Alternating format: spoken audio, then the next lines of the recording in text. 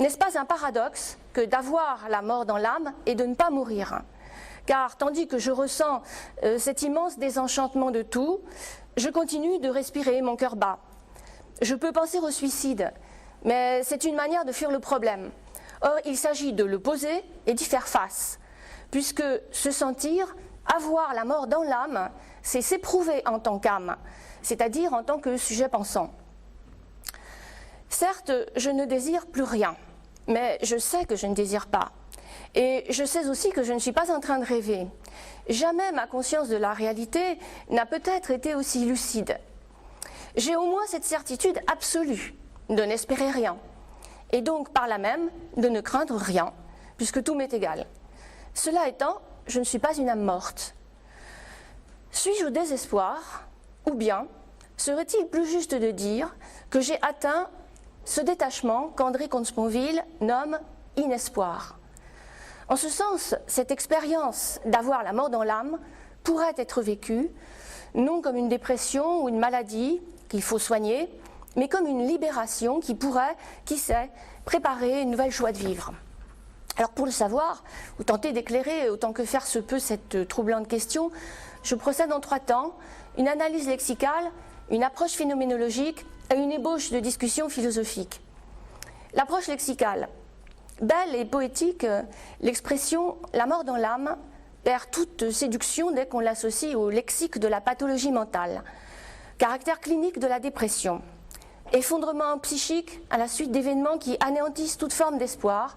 La vie du sujet atteint par cette maladie se déroule désormais dans la répétition absurde et morne, dépourvue de tout horizon, sans projet ni idéal. Quant aux causes de cet état, est-il dû uniquement à des circonstances extérieures ou bien s'explique-t-il aussi par une prédisposition de la personnalité? Une structure psychique spécifique engendre-t-elle les idées noires? On pense par exemple au cas de Flaubert qui disait ne pouvoir voir un berceau sans songer aussitôt au tombeau. Depuis l'Antiquité, le tempérament mélancolique fut un objet d'étude, car les hommes qui en sont atteints sont taraudés en permanence par la question du vivre et mourir. Non pas être ou ne pas être, mais vivre pour la mort. Dans Deuil et mélancolie de 1915, Freud analysait ainsi la mélancolie.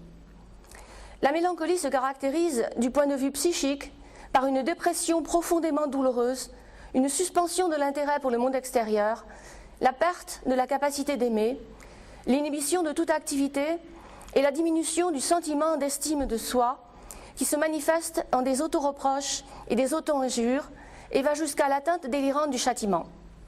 Et ce tableau devient plus compréhensible lorsque nous considérons que le deuil présente les mêmes traits, sauf un seul, le trouble du sentiment de l'estime de soi.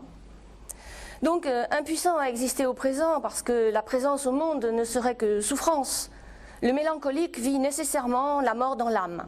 Mais il n'est pas le seul, car les vicissitudes de la vie font que tout homme qui réfléchit est pratiquement assuré de faire un jour ou l'autre les mauvaises rencontres qui le conduiront à se traîner dans l'existence la mort dans l'âme.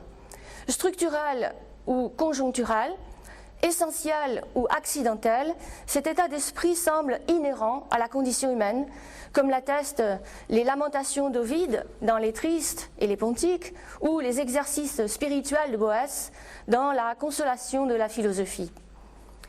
Mais qu'entend-on exactement par ces termes? La mort dans l'âme. Analysons l'expression. La mort n'est-elle pas prise ici au sens figuré? Citant le roman de Sartre, La mort dans l'âme, comme exemple, le petit Robert donne cette définition. Prise au sens figuré, la mort signifie la destruction, la fin, la ruine de quelque chose. Qu'est-ce qui est détruit dans l'âme? Prise au sens ontologique, l'âme ne peut mourir, seulement être damnée ou souffrir éternellement. La mort dans l'âme, c'est précisément cela, la souffrance sans rémission. Encore faudrait-il souscrire à la réification de l'âme. Mais si le mot âme ne désigne aucune entité, si, sans qu'on le réduise à n'être, comme l'affirment les philosophes analytiques, qu'un fantôme dans la machine, si on entend par là que l'ensemble des états psychiques, alors on ne désigne par ce mot, la mort dans l'âme, qu'un fait de conscience. Que veut dire avoir la mort dans l'âme, sinon avoir sans cesse la mort présente à la conscience? Or, il s'agit de penser à la mort en général, et non à ma propre mort en particulier. En effet, si je pense à ma propre mort, que je la craigne ou que je m'y résigne, je tiens encore à la vie, j'espère encore.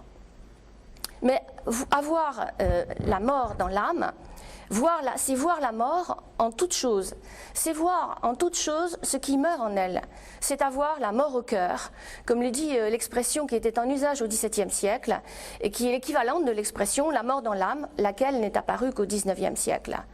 Elles disent bien la même chose, à savoir que je me sens comme mort au monde et que je vois en toute chose la mort à l'œuvre, que je mesure la vanité de l'existence, que je perçois toute chose accompagnée de sa destruction, comme dans le tableau de Philippe de Champaigne, où la vie humaine est figurée sous l'allégorie d'une fleur fanée auprès d'un crâne et d'un sablier.